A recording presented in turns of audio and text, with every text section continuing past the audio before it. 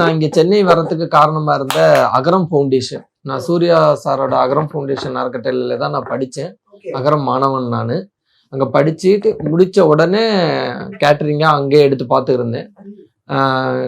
கொரோனாக்கு அப்புறம் கொஞ்சம் ப்ராப்ளம்னால க்ளோஸ் ஆச்சு. எனக்கு சினிமா மீது பற்று இருந்ததுனால அது முறையாக பயிற்சி எடுத்துக்கிட்டு போகணுன்னு சொன்னதுனால செல்லம் கலாலயமில் போய் ஜாயின் பண்ணி, செல்லம் கலாலயம் அவங்க எப்படி நம்மளுக்கு பழக்கம்னா அகரம்ல வந்துட்டு ஒர்க் ஷாப் வைப்பாங்க.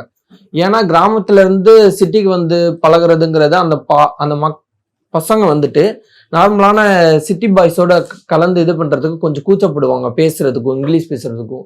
அதெல்லாம் உடச்சு விடுறதுக்காக ஆக்டிங் ஒர்க் ஷாப் ஒன்று வச்சு விட்டாங்க. பசங்க பொண்ணு சேர்ந்து இருக்கிற மாதிரி. அதை எடுக்க வந்த இடம் தான் செல்லக்கலாலயத்துல வந்த சந்தோஷ் அண்ணனும் சரி, செல்லானனும் சரி.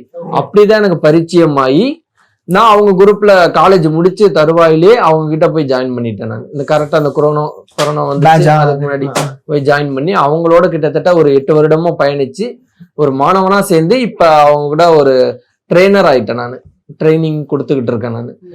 அதனால அவங்க 2 பேத்துக்குமே மிகப்பெரிய நன்றி.